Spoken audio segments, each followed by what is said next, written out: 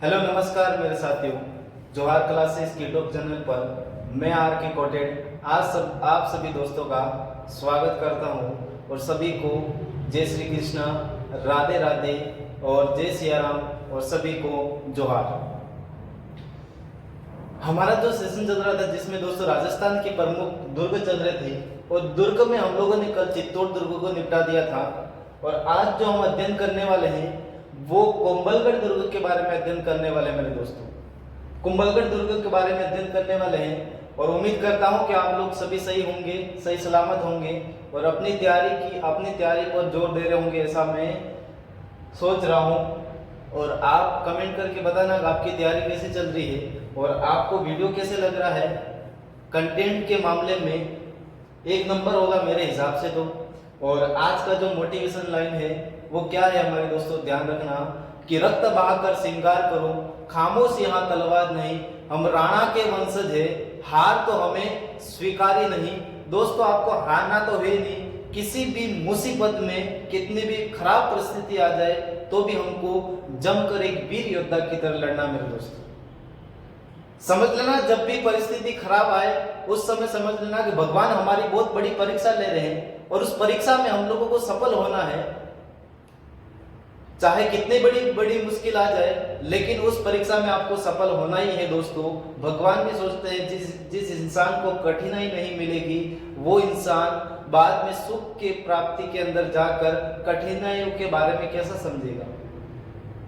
तो इसीलिए भगवान को सोचते हैं कि एक बार इंसान को कठिनाई देनी जरूरी है। इसीलिए आपके सामने कितनी भी बड़ी मुसीबत आ जाए लेकिन दोस्तों आपको हारना नहीं है। और हमारी मोटिवेशन लाइन क्या आज की, जो एक बार और सुना देता हूं कि रक्त बहाकर श्रृंगार करो, खामोश यहाँ तलवार नहीं, हम राणा के वंशज है, हार तो हमें स्वीकारी नहीं। दोस्तों हारना है नहीं। और चलो हमारे कुंभलगढ़ दुर्ग की ओर। राजस्थान की आन बान शान वीरता का प्रतीक महाराणा प्रताप जी का जन्म हुआ है यहाँ पर और इसी दुर्ग के बारे में हम अध्ययन करने वाले दोस्तों। तो आप नजरें बनाए के रखें। कुंभलगढ़ दुर्ग है दोस्तों। इस जो कुंभलगढ़ दुर्ग है वो क्या सच में पहले कुंभलगढ़ की तरह ही इसका नाम था क्या, या कुंभलगढ़ ही नाम था, या इससे पहले भी इसका कुछ इतिहास रहा है दोस्तों? तो रहा है दोस्तों। कैसे रहा है तो देखो, कुंभलगढ़ दुर्ग इसका जो प्रारंभिक निर्माण करवाया गया दोस्तों, प्रारंभिक निर्माण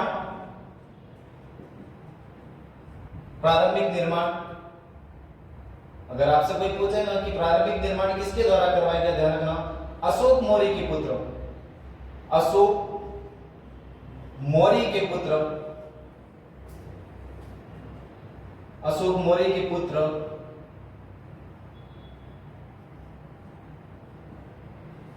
संप्रति मौर्य ने करवाया इसका निर्माण। संप्रति मौर्य ने करवाया दोस्तों। संप्रति मौर्य ने इसका क्या करवाया, निर्माण करवाया। अशोक मौर्य के पुत्र संप्रति मौर्य ने इस दुर्ग का निर्माण करवाया गया था दोस्तों। हम लोगों ने कल ये भी पढ़ा था कि चित्तौड़गढ़ दुर्ग का निर्माण चित्रांगन मौर्य ने करवाया था दोस्तों। वो भी एक मौर्य शासक था, ये भी एक मौर्य शासक है। अशोक मौर्य का पुत्र संप्रति मौर्य ने इस दुर्ग का निर्माण करवाया। क्या यही दुर्ग कुंभलगढ़ नाम से करवाया? नहीं दोस्तों, ये कुंभलगढ़ नाम से नहीं करवाया था। इसका जो प्रारंभिक नाम रखा गया था वो प्रारंभिक नाम क्या रखा गया था दोस्तों, तो ध्यान रखना प्रारंभिक नाम मच्छेंद्रपुर रखा गया था। मच्छेंद्रपुर रखा गया। हमारा जो कुंभलगढ़ दुर्ग है, इस कुंभलगढ़ दुर्ग का प्रारंभिक नाम जो रखा गया था दोस्तों वो मच्छेंद्रपुर रखा गया था और संप्रति मौर्य के द्वारा रखा गया था। अब देखो कि ये दुर्ग है वो 13 चोटियों से घिरा हुआ, 13 चोटियों से घिरा हुआ, 13 चोटियों से घिरा हुआ।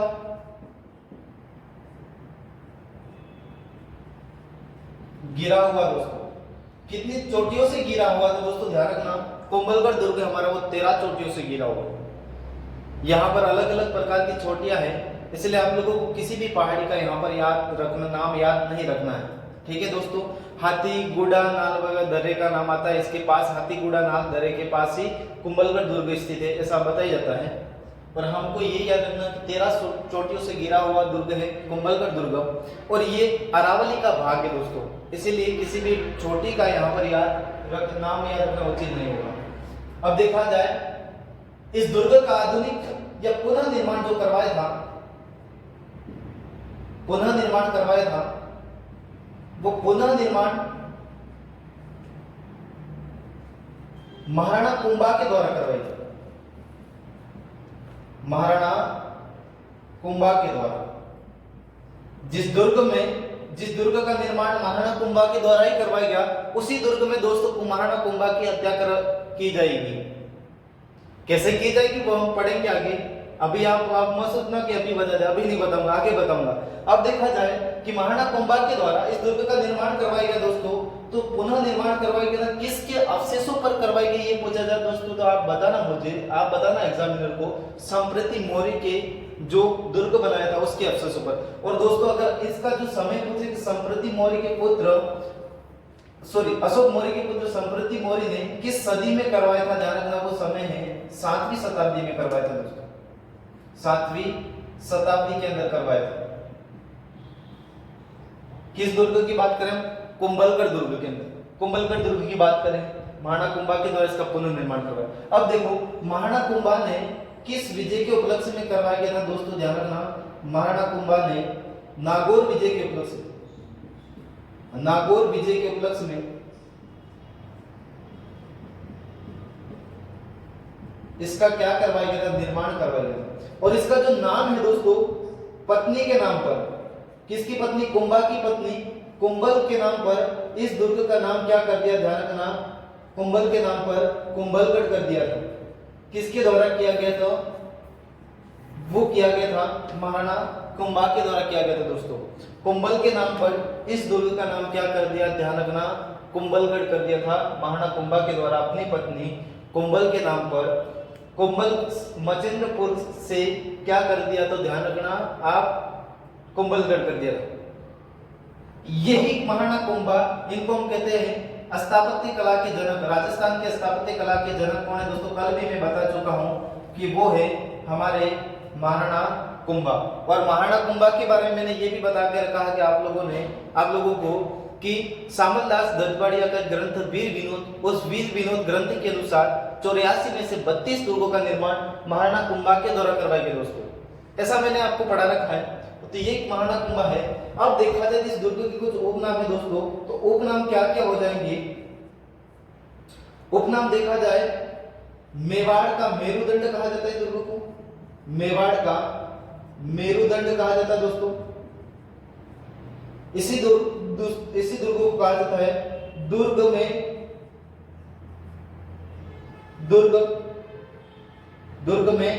ये इसी का उपनाम है। इसी को कहा जाता है मेवाड़ की तीसरी आंख, मेवाड़ की तीसरी आंख, इसी दुर्ग को कहा जाता है दोस्तों मेवाड़ की तीसरी आंख। और इसी कुंभलगढ़ को कहा जाता है मेवाड़ मारवाड़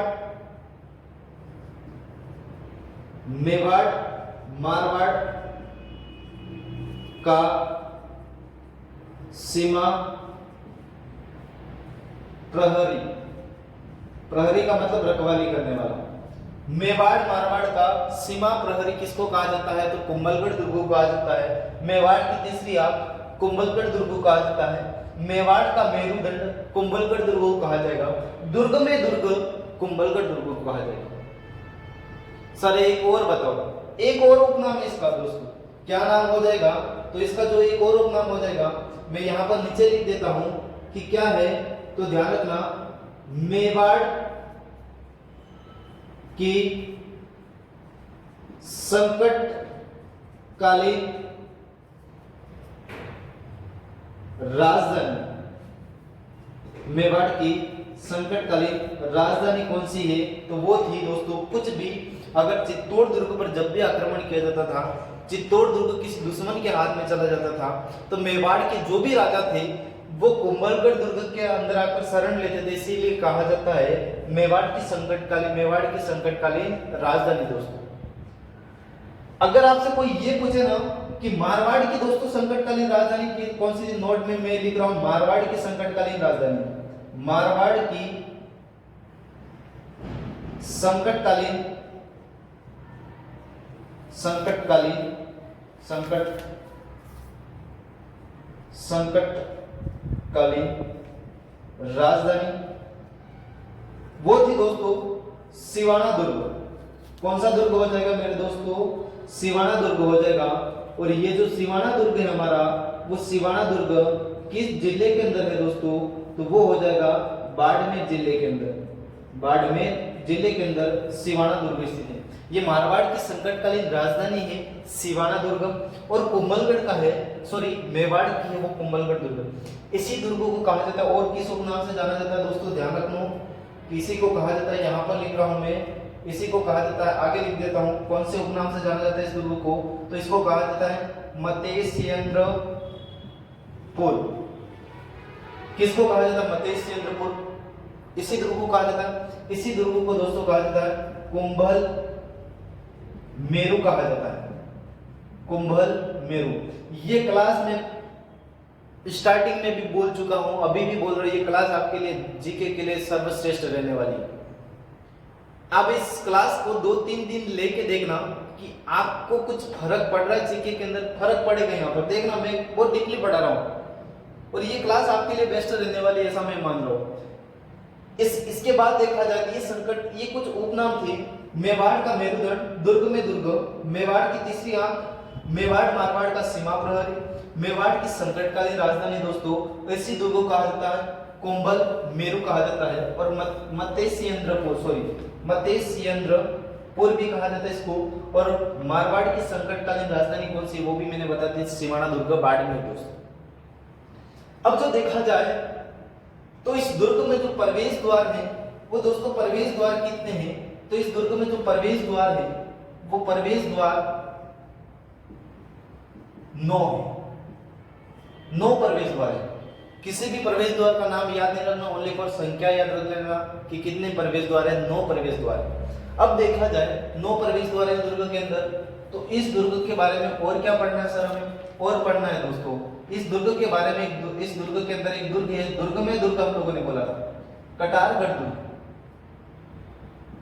कटारगढ़ दुर्ग है दोस्तों।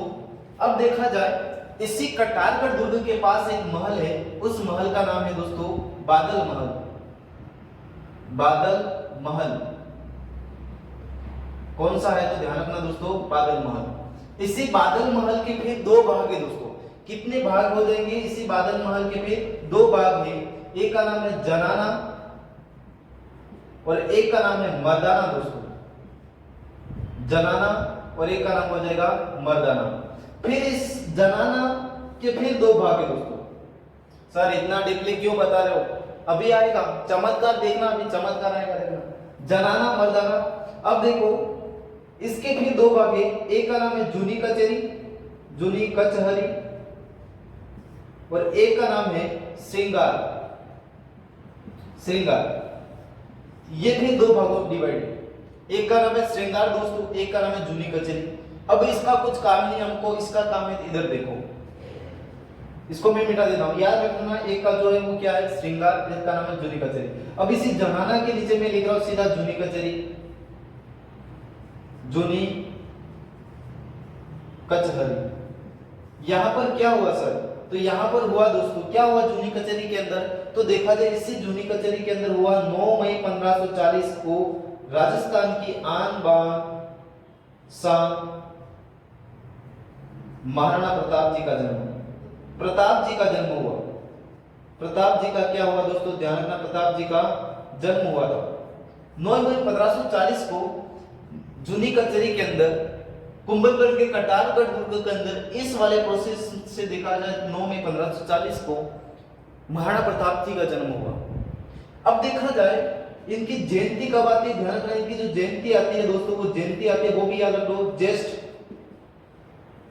शुक्ल तृतीया। इस दिन महाराणा प्रताप की क्या आती है दोस्तों, तो ध्यान रखना जयंती आती है। इसी के अंदर महाराणा प्रताप जी का जन्म हुआ था। ये कटारगढ़ दुर्ग एक सलन पहाड़ी पर बना हुआ दोस्तों, एक सलन पहाड़ी पर बना हुआ है। और इसी दुर्ग के अंदर, इसी दुर्ग के पास एक है जाली रानी का मालिया। इसको बाद में लिखते हैं, एक बार मैं लिख देता हूं। अबुल फजल क्या क्या किया गया? अबुल फजल, अबुल फजल।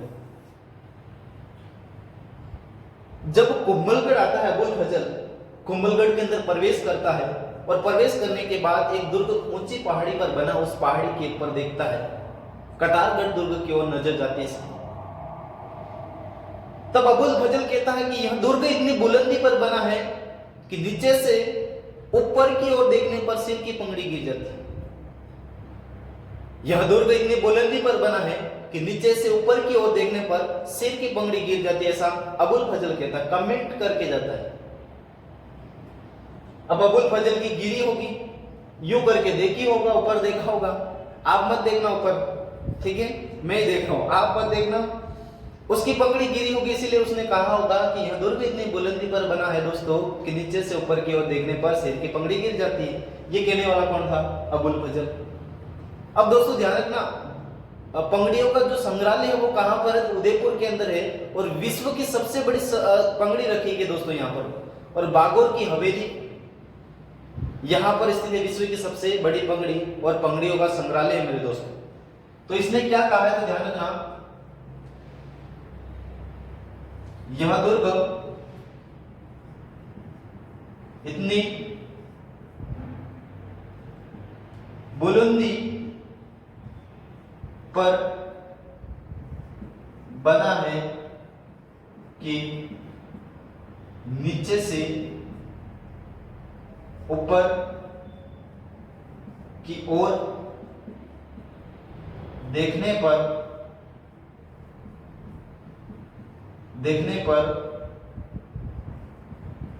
सिर की पगड़ी गिर जाती।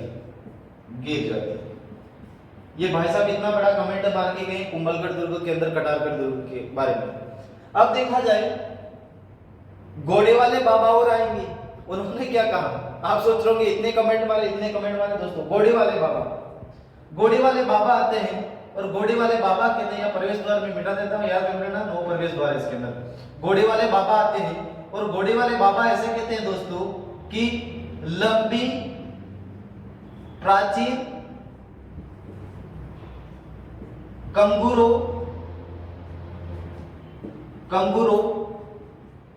लंबी प्राचीन कंगूरो और बुर्जों के कारण इसकी जो तुलना की गई है वो किससे की गई? ध्यान रखना, अस्ट्रुक्सन से की गई दोस्तों, अस्ट्रुक्सन से। किससे की गई? कर्नल जेम्स टोड के द्वारा अस्ट्रुक्सन से संज्ञा दी गई, मतलब अस्ट्रुक्सन की संज्ञा दी किसके द्वारा दी गई? कर्नल जेम्स टोड के द्वारा। ये कहने वाला कौन है? तो ये जो कहने वाला है दोस्तों वो कौन है? ध्यान रखना, कर्नल जेम्स टोड राजस्थान के इतिहास के जनक है दोस्तों ये, और इनकी पुस्तक annals and antiquities of Rajasthan 1829 में लिखी गई दोस्तों।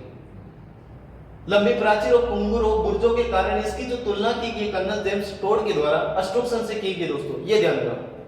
अब देखा जाए, ये दुर्ग कटारगढ़ के बारे में हो गया। अब देखा जाए तो इस दुर्ग के बारे में और क्या दोस्तों, ध्यान रखना, और अपन और पढ़ते आगे चलते। ये सारी बातें हैं वो याद रख लेना, मैं धीरे धीरे बोल रहा हूं इसीलिए वापस रिवीजन नहीं करवाऊंगा, ठीक है दोस्तों। अब देखा जाए ये सारी बातें हो गई, और क्या है तो और जो है वो ध्यान रखना इस दुर्ग के बारे में दोस्तों।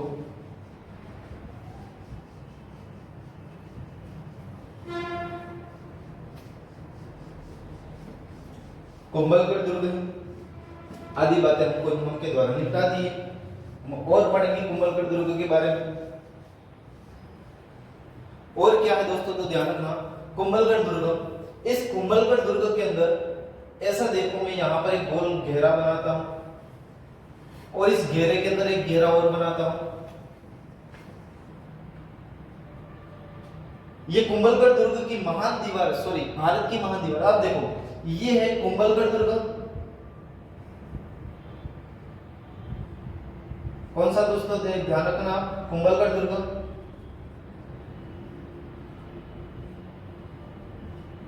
कहां पर है ये? तो राजसमंद के अंदर है, राजसमंद के अंदर। अब देखो यहां से लेकर यहां से लेकर यहां से लेकर यहां से लेकर यहां से लेकर यहां तक जो टोटल जो लंबाई है ये विशाल परकोटा महान दीवार है। इसकी जो टोटल जो लंबाई है दोस्तों, वो टोटल जो लंबाई है वो लंबाई कितनी है? तो ध्यान रखना इस दीवार की टोटल जो लंबाई है विशाल परकोटा है 36 किलोमीटर दोस्तों, 36 किलोमीटर लंबाई। सर लंबाई बता दी, तब इसकी चौड़ाई भी बताओ। इसकी दोस्तों जो चौड़ाई है वो चौड़ाई है 7 मील, 7 मील, 7 मील। इस लंबी दीवार की जो चौड़ाई है वो 7 मील है, लंबाई 36 किलोमीटर हो जाएगी दोस्तों। किस दुर्ग के बारे में बात करें? ये जो लंबाई है यहां से लेकर और चौड़ाई ये वाली होगी, चौड़ाई ये वाली होगी, ध्यान रखना दोस्तों, ये वाली क्या होगी? चौड़ाई वाली। तो ऐसा कहा जाता है कि इसी दीवार के अंदर 1 2 3 4 5 6 7 एक साथ कितने? एक साथ 8 कितने? 8 घुड़सवार दौड़ सकते हैं, घुड़सवार दौड़ सकते हैं और कहीं कहीं दौड़ सकते हैं। और कहीं कहीं दोस्तों लिखा है 4 भी लिखा है, कहीं कोई 4 भी लिखा, कहीं कहीं 8 भी लिखा है। तो ध्यान रख लेना आप लोग। इतनी लंबी दीवार है जिसमें एक साथ 4 या 8 घुड़सवार दौड़ सकते हैं। किसकी बात करें? कुंभलगढ़। अब देखा जाए इतनी बड़ी दीवार है, क्या भारत में सर और किसी दुर्ग की है? और किसी दुर्ग की नहीं। भारत की सबसे लंबी महान दीवार इसी को माना जाता है, एशिया की दूसरी माना जाता है। भारत की छोड़ो दोस्तों, एशिया की दूसरी लंबी महान दीवार। और एशिया की सबसे बड़ी दीवार कहां पर है? चाइना के अंदर, चीन के अंदर। ठीक है दोस्तों, चाइना के अंदर। तो भारत इसको कहा जाता है भारत की महान दीवार है, भारत की महान दीवार कहेंगे, भारत की महान दीवार। ठीक है दोस्तों, भारत की महान दीवार ये कुंभलगढ़ दुर्ग के अंदर स्थित है। अब दोस्तों देखो इसी दुर्ग के अंदर क्या है, तो ध्यान रखना दोस्तों, इसी दुर्ग के अंदर है जाली रानी का मालिया, जाली रानी का मालिया, जाली रानी का मालिया किस दुर्ग के अंदर है? इसी दुर्ग के अंदर, कटारगढ़ दुर्ग के पास है, कटारगढ़ दुर्ग के पास है जाली रानी का मालिया, इसी दुर्ग के अंदर है। अब देखा जाए इसी दुर्ग के अंदर और क्या है सर, तो ध्यान रखना इसी दुर्ग के अंदर दोस्तों और है, और क्या है, तो इसी दुर्ग के अंदर मामादेव मंदिर है मेरे दोस्तों, मामादेव मंदिर। और इसी मामादेव मंदिर के पास ही क्या है दोस्तों, तो ध्यान रखना मामादेव कुंड है, मामादेव कुंड। इसी मामादेव मंदिर के पास मामादेव कुंड है दोस्तों। ठीक है, मामादेव कुंड है। सर इतना डीपली क्यों? इतना डीपली इसलिए मेरे दोस्तों कि इसी मामादेव कुंड के पास, इसी मामादेव कुंड के पास क्या हुआ था, ध्यान रखना, महाराणा कुंभा की हत्या की गई थी, महाराणा कुंभा की हत्या, महाराणा कुंभा की हत्या किसके द्वारा की गई थी? इनके जो पुत्र थे उस पुत्र का जो नाम था उदा दोस्तों। इसी उदा को एक बार एग्जामिनर के द्वारा उदयकरण के द्वारा दिया, उदयकरण ये ऑप्शन में दिया था, उदा न देकर उदयकरण दिया था। तो और याद रखना उदयकरण के द्वारा इसकी क्या की गई दोस्तों, तो हत्या की गई थी। उन्माद रोग हो गया था इनको, कौन सा रोग हो गया था? उन्माद, पागलपंथी वाला उन्माद रोग। आपको लगता है उन्माद रोग, और आपको कब लगेगा? जब प्यार में पागल हो जाओगे तब। आपको उन्माद रोग कब लगेगा? उन्माद रोग क्या है? जो प्यार में वगैरह में पागल हो जाते, कुंभा पागल नहीं हुए थे, ध्यान रखना। ठीक है, प्यार का रोग लगने मत देना, बहुत खतरनाक रोग है, इसकी कोई भी दवाई नहीं है प्यार की। ठीक है, और प्यार शब्द ही अधूरा है, इसका मतलब प्यार कभी पूरा नहीं होता है। मोहब्बत शब्द भी अधूरा है, ध्यान रखना, कभी इसका मतलब प्यार पूरा नहीं होगा आपका, प्यार अधूरा ही रहेगा। इश्क भी अधूरा है, सारे शब्द प्यार के अधूरे, तो फिर कहां से प्यार पूरा होगा हमारा? ठीक है, अखंड सिंगल रहो, मस्त रहो और तैयारी करो। आगे देखो, तो कुंभा की हत्या उदा या उदयकरण के द्वारा की गई थी। अब देखा जाए इसी उदा या उदयकरण को क्या कहा जाता है दोस्तों, तो इसको कहा जाता है मेवाड़ का पितृहंता कहा जाता है दोस्तों, मेवाड़ का पितृहंता कहा जाता है। मेवाड़ का पितृहंता किसको कहा जाएगा? उदा या उदयकरण को कहा जाएगा। ठीक है, अब क्या है सर इसके अंदर और कुछ है दोस्तों, तो हाँ और भी है, और देखा जाए तो यहीं पर महाराणा प्रताप जी का राज तिलक हुआ था, और यहीं पर महाराणा प्रताप जी का दूसरी बार राज तिलक होता है, ध्यान रखना। और यहीं पर किसका राज तिलक होता है, ध्यान रखना, महाराणा प्रताप के पिता महाराणा उदय सिंह जी का क्या होता है दोस्तों, तो ध्यान रखना, राज तिलक होता है। राज तिलक होता है कब होता है, 1537 के अंदर। 1537 के अंदर इसी दुर्ग के अंदर महाराणा उदय सिंह जी का क्या होता है, राज तिलक। ये वही उदय सिंह है जिनके द्वारा उदयपुर बसाया गया था, 1559 उदयपुर बसाया गया और उदय सागर जेल का निर्माण करवाया, ध्यान रख लेना। ये उदय सिंह का राज तिलक वगैरह होता है। इसके बाद देखा जाए इसी दुर्ग के अंदर प्रताप जी का जन्म हो गया। इसी दुर्ग के अंदर एक क्या है तो दोस्तों ध्यान रखना, इसी दुर्ग के अंदर है तेल खाना। तेल खाना, ये तेल खाना क्या है, तेल खाना,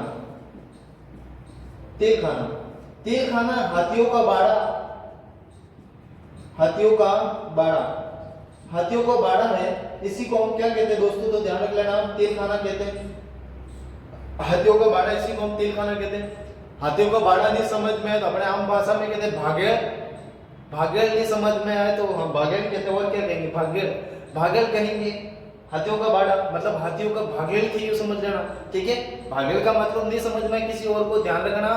ग्रामीण परिवेश में कहा जाता है जहां पर पशु क्या होगा, हाँ, पशु और गाय भैंस वगैरह बकरी वगैरह एक साथ बांधी जाती है, उसको हम कहते हैं भागेल कहते हैं, ध्यान रखना।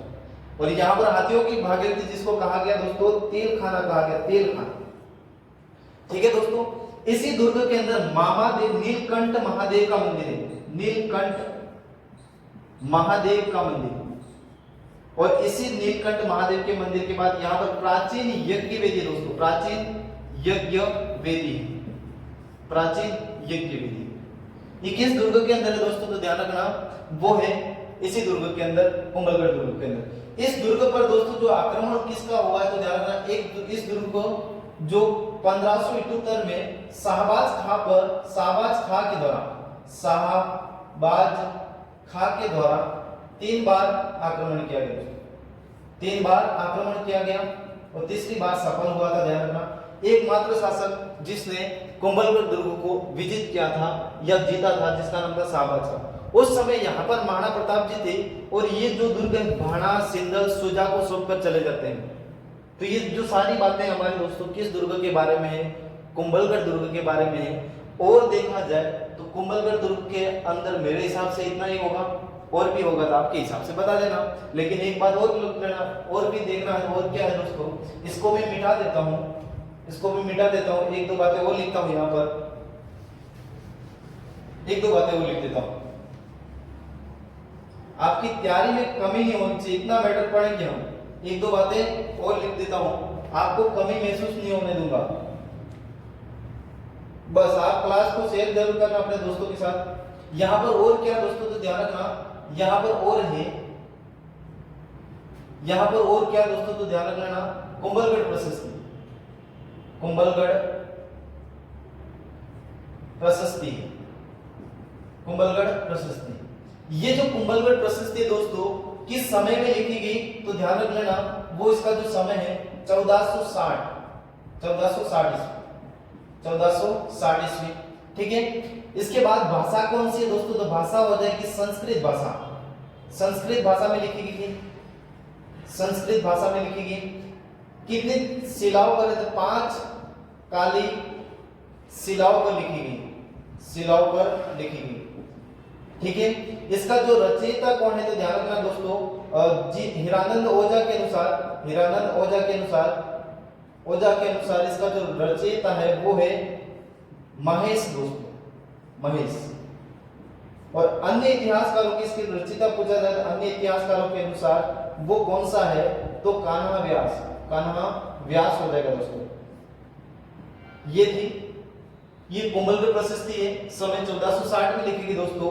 और भाषा कौन सी हो जाएगी, संस्कृत, 5 काली शिलाओं पर निर्मित है। और हीरानंद ओझा के अनुसार इसका जो रचयिता है वो महेश है, और अन्य इतिहासकारों के अनुसार कान्हा व्यास है। ये इतनी बातें थी, कहां पर थी तो ध्यान रखना। अगर आपसे दोस्तों ये पूछा जाए, 2-3 बातें मैं यहाँ पर लिख रहा हूँ, आप ध्यान से देखना, इस ध्यान से देखना, बोर्ड की ओर देखना, ध्यान से देखना क्या लिख रहा हूँ।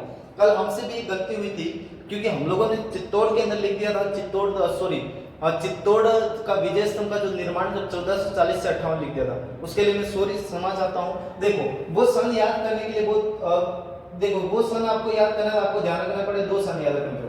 विजय स्तंभ का जो निर्माण कार्य चला दोस्तों, विजय स्तंभ का जो निर्माण कार्य, वो विजय स्तंभ का जो निर्माण कार्य चला था 1440 से लेकर दोस्तों 1448 चला था। ठीक है, 1440 से लेकर 1448 चला था। और कुंभलगढ़ दुर्ग का जो निर्माण महाराणा कुंभा के द्वारा करवाया गया था, वो निर्माण काल क्या था दोस्तों, 1448 से लेकर 1458 तक। तो देखो दोस्तों, ये दोनों सन है वो मिलते जुलते हैं कि नहीं है। देखो 1440 से लेकर 48 तक विजय स्तंभ का निर्माण, इसके जस्ट उसी साल महाराणा कुंभा ने कुंभलगढ़ दुर्ग का पुनर्निर्माण करवाना स्टार्ट कर दिया और 1448 से लेकर 1458 तक चला। ठीक है दोस्तों, अब देखा जाए ये मेरे हिसाब से कुंभलगढ़ दुर्ग के अंदर पूर्ण हो गया। अब एक दुर्ग और लेते हैं, उस जो दुर्ग का नाम है रणथंभौर दुर्ग। कौन सा दोस्तों, रणथंभौर दुर्ग।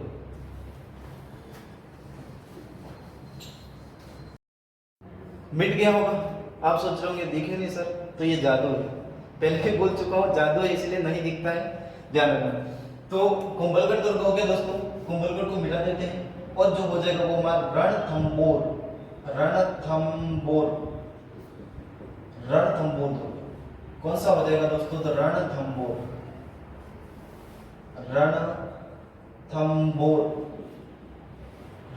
दुर्ग। कुंभलगढ़ दुर्ग कहां पर था दोस्तों, सवाई माधोपुर के अंदर, और सॉरी राजसमंद के अंदर। ये कहां पर है, सवाई माधोपुर के अंदर स्थित है, सवाई माधोपुर। अब देखो रणथंभौर दुर्ग, इसका पहले निर्माण लिख देते हैं। निर्माण रणथंभौर दुर्ग है वो, इसका जो निर्माण करवाया गया, वो निर्माण किसके द्वारा करवाया गया दोस्तों, 887 निर्माण इसका हुआ है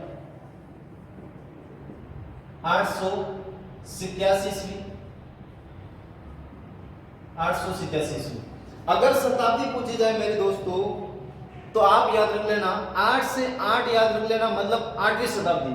8 से ही क्या याद रखोगे, 8वीं शताब्दी। ठीक है, निर्माण करने वाला कौन था, तो ध्यान रखना दोस्तों, इसका जो निर्माण करवाया गया है वो रणथंभन देव के द्वारा। किसके द्वारा करवाया गया, रणथंभन देव के द्वारा या रणधाम के द्वारा, रणधाम देव के द्वारा। दो नाम मिलते हैं, रणधाम देव या रणथंभन देव चौहान शासकों द्वारा, चौहान या कहीं कहीं आता है चौहान शासकों के द्वारा। इसका जो निर्माण करवाया गया चौहान शासकों के द्वारा करवाया गया, और नाम पूछा जाए तो रणथंभन देव या रणधाम देव। ठीक है दोस्तों, इसके नाम पर भी हो सकता है, इनके नाम पर भी रणथंभौर का दुर्ग नामकरण हो सकता है, रणथंभौर दुर्ग का। न यहां पर एक पहाड़ी भी है, रण प्लस थम, यहां पर पहाड़ी थम, और टोटल अपन जोड़ लगाए इसका जो हो जाता है रणथंभौर हो जाता है। लेकिन ऐसा कहा जाता है रण और थम पहाड़ी पर स्थित, इसलिए इसको क्या कहा जाता है दोस्तों, रणथंभौर कहा जाता है। इस दुर्ग का दोस्तों वास्तविक जो नाम हो जाएगा, वो वास्तविक नाम क्या है, तो वास्तविक जो नाम है रंतहपुर है दोस्तों, रंतहपुर या रण की घाटी में स्थित दुर्ग, रण की घाटी में स्थित दुर्ग, रण की घाटी में रणथंभौर या रण की घाटी में स्थित, इसका दुर्ग इस रणथंभौर का वास्तविक नाम। अब देखा जाए इस दुर्ग के अंदर टोटल जो प्रवेश द्वार है, वो प्रवेश द्वार कितने हैं, तो दोस्तों ध्यान रखना, यहाँ पर जो प्रवेश द्वार है वो प्रवेश द्वार 6 है। प्रवेश द्वार कितने हैं दोस्तों, तो ध्यान रखना 6 प्रवेश द्वार, 6 है टोटल। सबसे पहले हो जाएगा नवलखा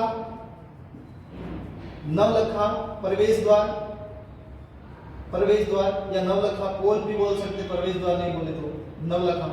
ठीक है, नवलखा के बाद हो जाएगा कौन सा हो जाएगा, ध्यान रखना हाथी पोल, हाथीपोल, हाथीपोल के बाद हो जाएगा सूरज पोल। ये आपको याद रखने की जरूरत नहीं, मैं जो जो बताऊं वो याद रखना। सूरज पोल, हाथीपोल के बाद हो जाएगा सूरज पोल, सूरज पोल के बाद हो जाएगा हनुमान पोल, हनुमान पोल, हनुमान पोल के बाद हो जाएगा दोस्तों वो कौन सा हो जाएगा, गणेश पोल, गणेश पोल।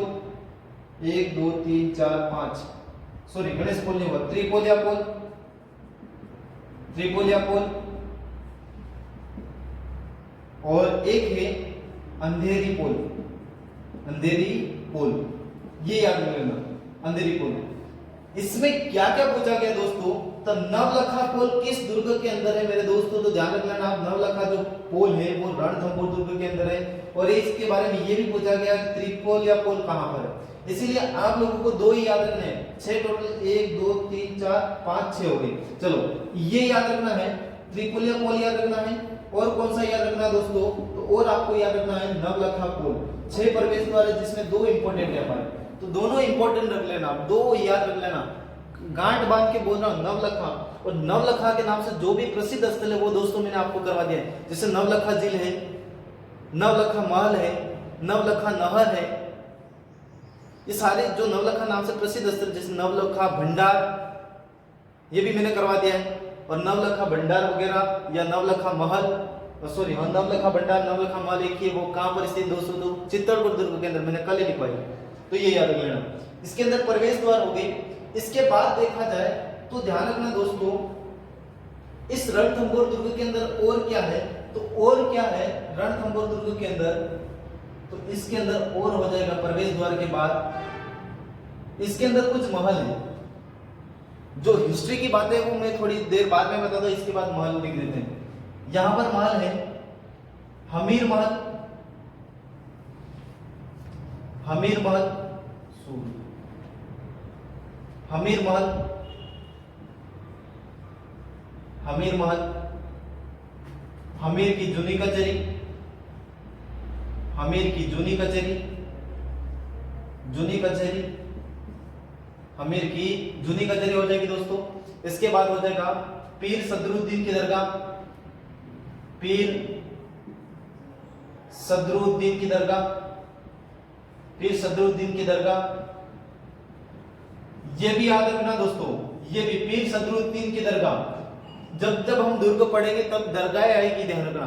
और अब एग्जाम के अंदर अक्सर पूछा जाता है, एक तरफ दुर्ग दिए जाते हैं और एक तरफ दरगाह दिए जाते हैं, दोनों मिलान करो करके प्रश्न दिए जाते हैं। इसीलिए पीर सदरुद्दीन की जो दरगाह है वो कहां पर है, तो वो हो जाएगी हमारी रणथंभौर दुर्ग के अंदर दोस्तों, ठीक है, पीर सदरुद्दीन की दरगाह। इसके बाद रानीहाट तालाब है, इसके अंदर रानीहाट तालाब है, रानीहाट तालाब। इसके बाद पद्मा तालाब भी है, पद्मा तालाब भी है, रानीहाट तालाब हो जाएगा, पद्मा तालाब हो जाएगा, पीर सदरुद्दीन की दरगाह, जूनी कचहरी, इसी के अंदर है त्रिनेत्र गणेश मंदिर, इसके बारे में बताऊंगा। त्रिनेत्र, त्रिनेत्र गणेश मंदिर, त्रिनेत्र गणेश मंदिर, इसी के अंदर शिव मंदिर, इसकी भी कहानी है, शिव मंदिर, शिव मंदिर, शिव मंदिर। इसी दुर्ग के अंदर जोरा भोरा, जोरा भोरा। दोस्तों ये जोरा भोरा है क्या, ये जो जोरा भोरा है वो एक अन्न भंडार है, ये याद रखना, अन्न भंडार। ये भी पूछा गया, कितनी बार पूछा गया जोरा भोरा किस दुर्ग में स्थित है और क्या है, तो ये एक अन्न भंडार है, ठीक है। जोरा भोरा, शिव मंदिर, जो सॉरी जो शिव मंदिर, जोरा भोरा, त्रिनेत्र गणेश मंदिर, रानीहाट तालाब, पद्मा तालाब, पीर सदरुद्दीन की दरगाह हो जाएगी, हमीर महल हो जाएगा, जूनी कचहरी हो जाएगी, और क्या होगी, रानी कर्मावती की अधूरी छतरी, इसी दुर्ग के अंदर है, रानी कर्मावती की अधूरी छतरी। एक छतरी के बारे में और बात करेंगे। और यहाँ पर एक छतरी और है, एक रणथंभौर में एक कुत्ते की छतरी। कुत्ते की छतरी कहां पर है दोस्तों, ध्यान रखना, कुत्ते की जो छतरी है वो रणथंभौर के अंदर है, कुत्ते की छतरी वो रणथंभौर दुर्ग के अंदर दोस्तों, ठीक है। ये कुछ तालाब हैं, ये इसी दुर्ग के अंदर हो जाएंगे। रानीहाट तालाब हो गया, रत्या डूंगरी, रत्या डूंगरी भी इसी के अंदर है, ठीक है। इसके बाद देखा जाए तो यहाँ पर और क्या हुआ दोस्तों, तो साखे हुए, ध्यान रखना क्या हुए, साखे वगैरह हुए, ठीक है, साखे वगैरह हुए इस दुर्ग के अंदर। इसके बाद देखा जाए इसके अंदर और कुछ महल होंगे, तो एक याद रख लेना बादल महल याद रखना। बादल महल वैसे सभी जगह होते हैं दोस्तों, बादल महल, और ये याद रख लेना बादल महल के साथ जोगी तालाब, जोगी तालाब ये भी कितनी बार पूछा, जोगी तालाब। जोगी तालाब में एक और ये लक्ष्मी नारायण मंदिर, लक्ष्मी नारायण मंदिर, लक्ष्मी नारायण मंदिर, ये याद रखना। इतने सारे खूब चीजें हैं, बस इतना याद रख लेना, वही आपके लिए काफी है दोस्तों, ठीक है। देखो हमीर महल इसी के अंदर है, हमीर की जूनी कचहरी, पीर सदरुद्दीन के दरगाह, रानीहाट तालाब, पद्मा तालाब, त्रिनेत्र गणेश मंदिर, इसके बारे में बात करूंगा। बादल महल, जोगी तालाब इसी के अंदर है, और पद्मा तालाब लिखा गया, जोगी तालाब, बादल महल, पद्मा तालाब लिखते हैं, इसके बारे में बात करेंगे। शिव मंदिर है, जोराबरा, अन्न भंडार, ये याद रखना, अन्न भंडार, रानी कर्मावती की अधूरी छतरी, कुत्ते की छतरी। अभी तक मैंने आप लोगों को जेब कल्लाजी राठौड़ की छतरी लिखवा दी है, चार खंभों की जयमल मेड़ता की छतरी लिखवा दी है, संत रैदास की छतरी लिखवा दी है दोस्तों, ठीक है। और सॉरी, हमारे जो कुंभलगढ़ दुर्ग था, उस कुंभलगढ़ दुर्ग के अंदर एक छतरी और है, यहां पर लिख देता नोट के अंदर, वहां पर किसकी है ध्यान रखना, कुंभलगढ़ दुर्ग के अंदर किसकी छतरी है, तो उड़ना राजकुमार, उड़ना राजकुमार पृथ्वीराज की छतरी, 12 खंभों की दोस्तों, कहां पर है, तो कुंभलगढ़ दुर्ग के अंदर, ठीक है। रानी कर्मावती की अधूरी छतरी, एक कुत्ते की छतरी, ये सारी याद रखना। अब देखा जाए इस दुर्ग के बारे में 2-3 बातें और लिख देता हूं कि ये दुर्ग अकबर के शासनकाल में, अकबर के शासनकाल में किसके पास था, ध्यान रखना, जगन्नाथ कछवाहा के पास था, जगन्नाथ कछवाहा के पास था, कछवाहा के पास, ठीक है। और आपको पूछा जाए दोस्तों कि शाहजहां के काल में किसके पास था, तो शाहजहां के पास में, ये किसके पास में था, शाहजहां के शासनकाल में, तो ये था विठल दास गोड़ के पास था दोस्तों, विठल दास गोड़ के पास था, ये और याद रखना, विठल दास गोड़ के पास, ठीक है दोस्तों। एक बात और याद रखना कि यहां पर लिखा हूं मैं औरंगजेब, औरंगजेब के द्वारा इस दुर्ग को, औरंगजेब के द्वारा इस दुर्ग को क्या घोषित किया था, ध्यान रखना, खालसा घोषित किया था, खालसा। अब खालसा क्या होता है, मैं यहां पर सीधा लिख रहा हूं केंद्र, और आपको बोल के बता रहा हूं, खालसा वो भूमि होती है, खालसा वो क्षेत्र होता है कि जहां पर सीधा केंद्र का अधिकार होता है। उदाहरण के लिए, एग्जांपल के लिए समझो कि अगर राज्यपाल के द्वारा राष्ट्रपति से सिफारिश की जाए कि राजस्थान के अंदर राष्ट्रपति शासन लगाना है, तो ध्यान रखना राजस्थान के अंदर राष्ट्रपति शासन लग जाएगा, तो वो सीधा किसका अधिकार हो जाएगा, केंद्र का अधिकार हो जाएगा, उसका रख रखाव पूरा केंद्र करेगा, संभालने वगैरह का कार्य पूरा केंद्र करेगा। तो ऐसे ये क्या होता है, सीधा केंद्र का अधिकार होता है, खालसा वो भूमि होती थी उस टाइम, उसको खालसा कहा जाता है, ध्यान रखना दोस्तों, ठीक है। अब जो बात करेंगे हम लोग इस दुर्ग के अंदर हिस्ट्री वाली बातें करेंगे, क्या रहा इस दुर्ग के ऊपर, राजस्थान का प्रथम शाखा होता है, और लुगाइयों के लिए लड़ने वाला आदमी आएगा, जहां जाओ वहां लुगाइयों के लिए मरता था वो आदमी आएगा, जलालुद्दीन खिलजी भी आता है और अलाउद्दीन खिलजी भी आता है दोस्तों, तो इन दोनों के बारे में बात करेंगे, ठीक है। ये एक बार मैं मिटा देता हूं, ये आप याद रख लेना, और अभी मैं बात करता हूं जलालुद्दीन खिलजी और अलाउद्दीन खिलजी के बारे में बात करते हैं। दोनों ने कुछ कहा है दोस्तों, दोनों ने, एक तो जलालुद्दीन खिलजी की कहा, और अलाउद्दीन खिलजी के साथ एक और आता है,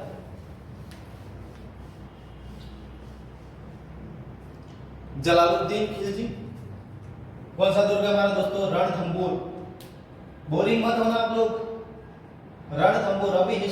अब ये बात आएगी, अभी तो ओनली फॉर ट्रेलर था, मेन अभी 100 अभी बाकी, आपका ध्यान रखना, 100 अब आएगा, 100 अब आएगा, आप देखना कि रणथंबोर दुर्ग, इस रणथंबोर दुर्ग के अंदर मैंने कल चित्तौड़ दुर्ग पढ़ाया था, और चित्तौड़ दुर्ग के अंदर मैंने ये बताया था दोस्तों कि सर्वाधिक शाखों वाला दुर्ग, और शाखों वाला दुर्ग बताएगा, मैंने चित्तौड़ को बताया, उस समय मैंने रणथंबोर मतलब राजस्थान का पहला शाखा भी लिखवाया। अब देखो इस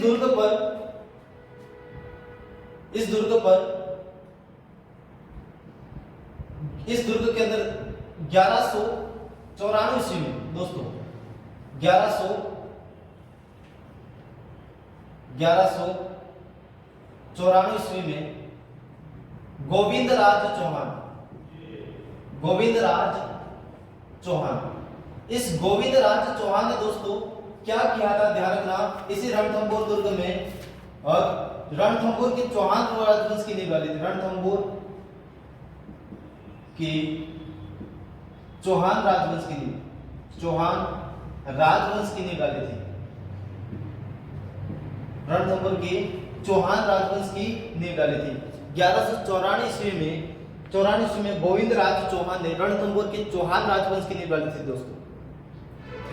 अब देखा जाए इसी दुर्ग के ऊपर 1292 ईस्वी में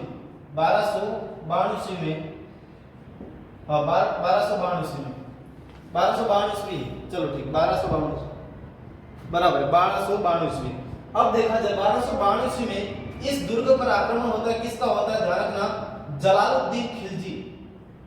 क्या नाम ले रहे हो सर, लेना पड़े, क्या करें, जलालू नहीं लिख पाओ तो जलालुद्दीन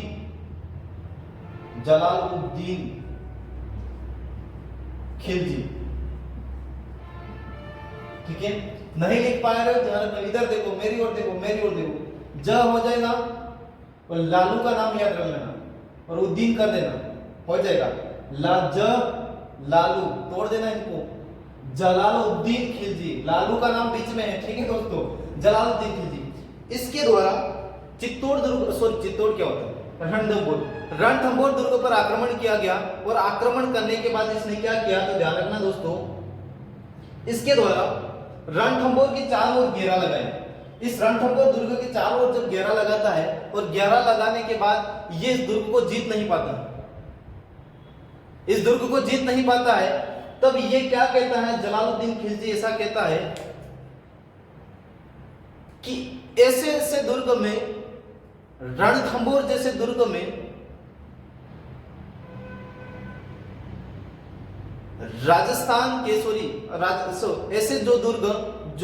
ऐसे दुर्ग को मैं मुसलमान के एक बाल के बराबर भी नहीं समझता। बहुत बड़ा कमेंट कर दिया है, खतरनाक वाला। इसने क्या कहा है, सुनो, ऐसे दुर्ग को तो मैं मुसलमान के एक बाल के बराबर नहीं समझता। अब समझ जाओ राज क्या है। राज ये है दोस्तों कि जब जीत ही नहीं पाते हैं इंसान, कोई हराने वाले हमको हरा ही नहीं पाते हैं, तो क्या करेंगे, अपने खुद का मुंह दिखाने के लिए किसी और के सामने बड़ा सा लड्डू रखेंगे, मीठा सा, जिससे स्वाद बढ़िया है। तो जलालुद्दीन खिलजी कहता है कि ऐसे दुर्गों को मैं मुसलमान के ऐसे 10 दुर्गों को मैं मुसलमान के एक बाल के बराबर नहीं समझता। चलो अच्छी बात है, तो पढ़ लो, आप ही पढ़ लो। क्या कहा इसने क्या कहा, तो ध्यान रखना, ऐसे 10 दुर्गों को मैं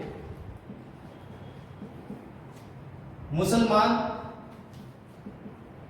के एक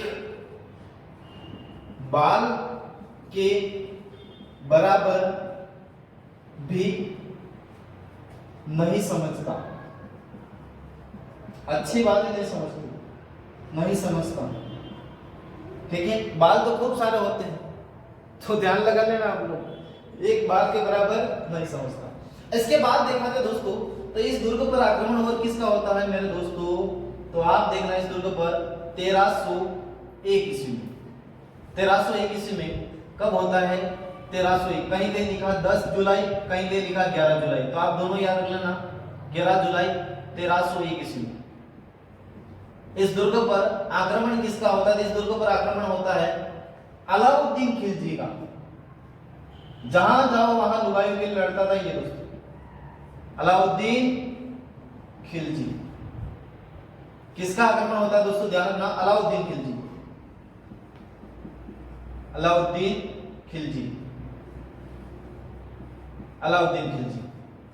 अब देखा जाए दोस्तों, उस समय यहां का शासक कौन था, तो ध्यान रखना उस समय यहाँ का शासक था जिसका नाम था हमीरदेव चौहान।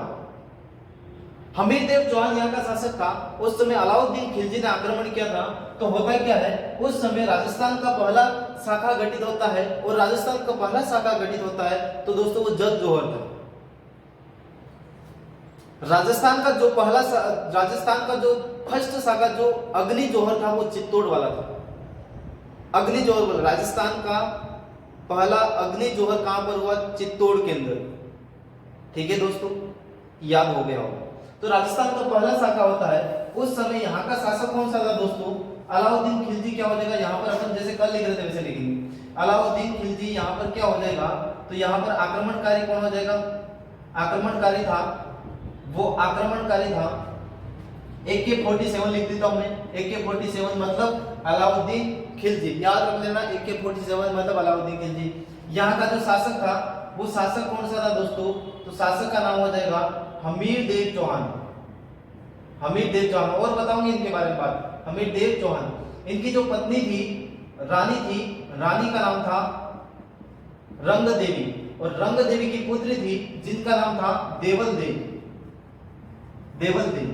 पद्मा तालाब के अंदर कूदकर इन्होंने जल जोहर किया था। ठीक है, पद्मा तालाब, देवल देवी। उस समय क्या था सर? तो जो समय था वो समय क्या था? समय जो था 10 जुलाई या 11 जुलाई 1301 इस दुर्ग का क्या हो जाता है दोस्तों? पतन हो जाता है। इस दुर्ग का क्या हो जाता है? पतन। और उस समय हमीरदेव के जो सेनापति थे वो सेनापति कौन कौन थे? ध्यान रखना दोस्तों, वो सेनापति थे रणमल प्लस रतिपाल। अभी बात करेंगे, एक बार लिख देते हैं, रणमाल प्लस रतिपाल। AK-47 का जो सेनापति यहां पर मारा गया उसका नाम था, इनके जो सेनापति थे AK-47 के उलुग खा, और दोस्तों एक और था नुसरत खां। अब ये सब क्यों लिख रहे हो सर? ये इसलिए लिख रहा हूं दोस्तों क्योंकि ये ध्यान रखना, इस शाखे में किसकी कौन मारा गया था? ध्यान रखना, ये मारा गया था।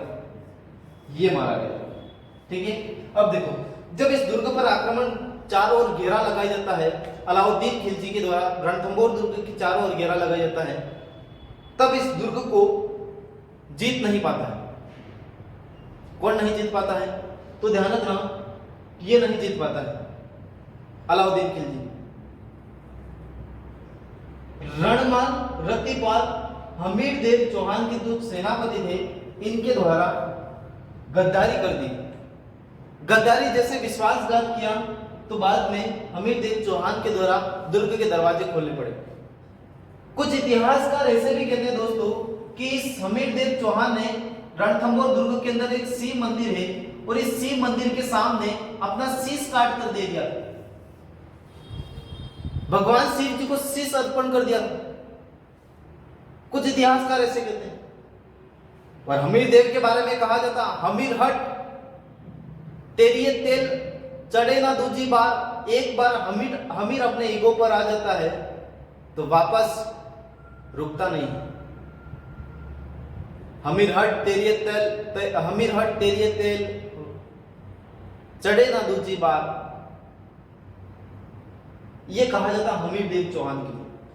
हमीर हट तेरी ये तेल चढ़े ना दूसरी बार, हमीरदेव चौहान के लिए कहा जाता दोस्तों। और अपने दो दोस्तों के द्वारा गद्दारी करने के बाद इस राजस्थान का पहला शाखा गठित हो जाता है 11 जुलाई या 10 जुलाई 1301 ईस्वी में। और अलाउद्दीन खिलजी के साथ एक कौन आया था? तो अलाउद्दीन खिलजी के साथ इनका एक इतिहासकार आया था।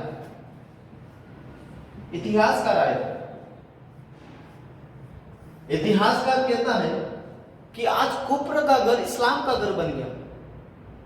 कैसा कुफ्र का घर इस्लाम का घर बन गया दोस्तों? एक तो विश्वासघात करके लड़ाई लड़ना, अगर लड़ाई करनी है तो सामने से करो। विश्वासघात करके इसने क्या कर दिया? दुर्ग पर अधिकार कर लिया। और इसका इतिहासकार कहता है जिसका नाम है अमीर खुसरो। और अमीर खुसरो कहता है कि अमीर खुसरो क्या कहता है? अमीर खुसरो कहता है कि आज कुफ्र का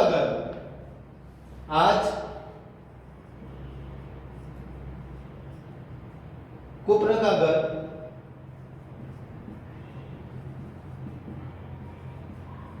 कुब्र का घर इस्लाम का घर बन गया, इस्लाम का घर बन गया, इस्लाम का घर बन गया। कुब्र का मतलब होता है काफिर। एक काफिर को मारोगे तो आपको जन्नत मिलेगी, ऐसा कुरान या अल्लाह कहता है, ऐसा बताया जाता है। कुब्र का मतलब होता है काफिर।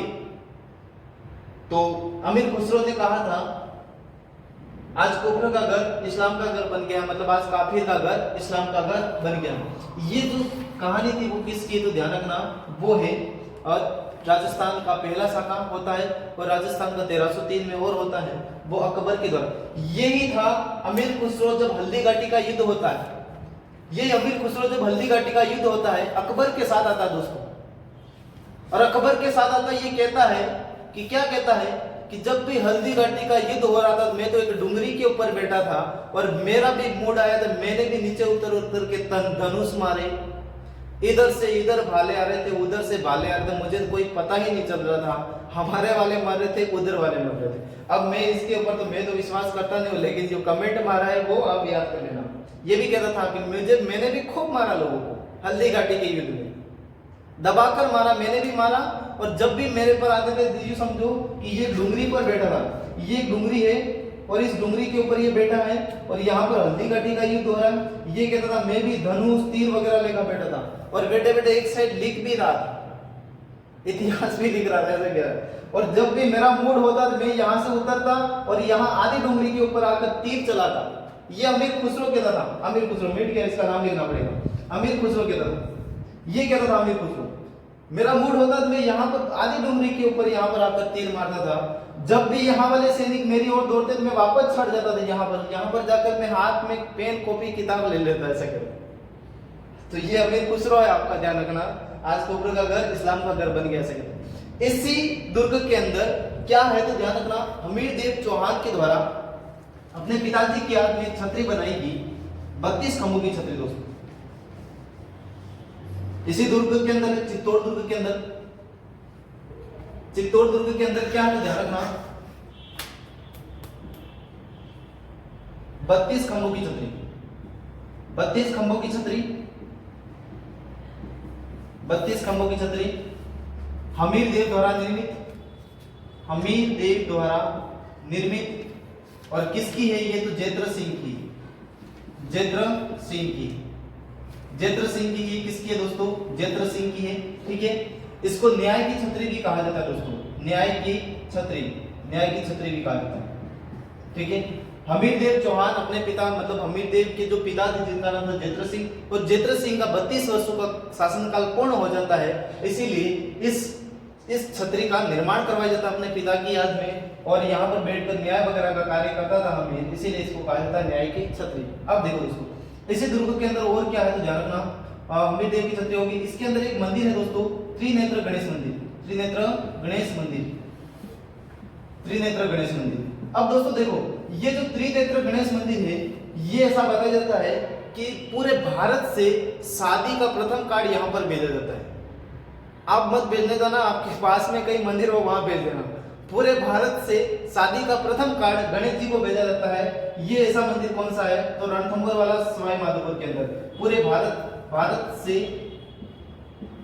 शादी का प्रथम कार्ड भेजा जाता है यहाँ, ठीक है दोस्तों। ये मंदिर कहां पर स्थित है, त्रिनेत्र गणेश मंदिर रणथंभौर। अब याद रखना, इसी दुर्ग के अंदर मंदिर, मस्जिद, गिरजाघर एक ही स्थान पर है, एक ही स्थान पर। ये भी प्रश्न खूब बार पूछा गया, एक ही स्थान पर है, स्थान पर है। मंदिर, मस्जिद, गिरजाघर एक ही स्थान पर है। ऐसा दुर्ग कौन सा हमारा तो रणथंभौर। 1 2 3 4 बातें और याद रख लेना। यहाँ पर कुछ है शब्दावलियां, इस दुर्ग से जुड़ी कुछ शब्दावलियां, जैसे एक है पासेब है दोस्तों, और एक है अरुंदा है, अरुंदा है, और एक है मगरबी दोस्तों, मगरबी। अब सुन लो, मगरबी पासेब क्या है, इस दुर्ग के अंदर विशिष्ट चबूतरे दोस्तों, विशिष्ट चबूतरे हैं, विशिष्ट प्रकार के चबूतरे। अरुंदा क्या है दोस्तों, ध्यान रखना, अरुंदा क्या है तो अरुंदा है, अरुंदा हो जाएगा वर्षा की तरह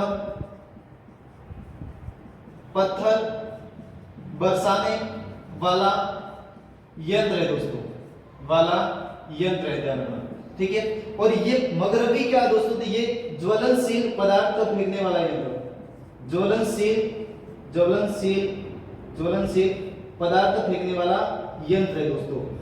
ये विशेष चबूतरे ये कितनी बार एग्जाम के अंदर पूछेंगे, हल्के में मत लेना इनको, कि पासेब क्या है, विशिष्ट चबूतरे दुर्ग के अंदर। और आरोंदा क्या दोस्तों, आरोंदा क्या है, तो आरोंदा क्या है मेरे दोस्तों, तो आरोंदा हो जाएगा वर्षा की तरफ पत्थर बरसाने वाला यंत्र। मगरबी क्या है, ज्वलनशील पदार्थ फेंकने वाला यंत्र। ये जो हमारा रणथंभौर दुर्ग कवर करवा दिया दोस्तों, और कुंभलगढ़ दुर्ग कवर करवा दिया। आज का सेशन हमारा यहीं तक है, और कल हम मिलेंगे एक नए दुर्ग के साथ। और मेरी मेहनत आपको अच्छी लगी हो तो चैनल को सब्सक्राइब जरूर करना, और अपने दोस्तों तक क्लास को शेयर जरूर करना। और सभी खुश रहो, मस्त रहो। जय हिंद। मिलेंगे कल एक दूसरे वीडियो के साथ, तब तक के लिए आप सभी को धन्यवाद।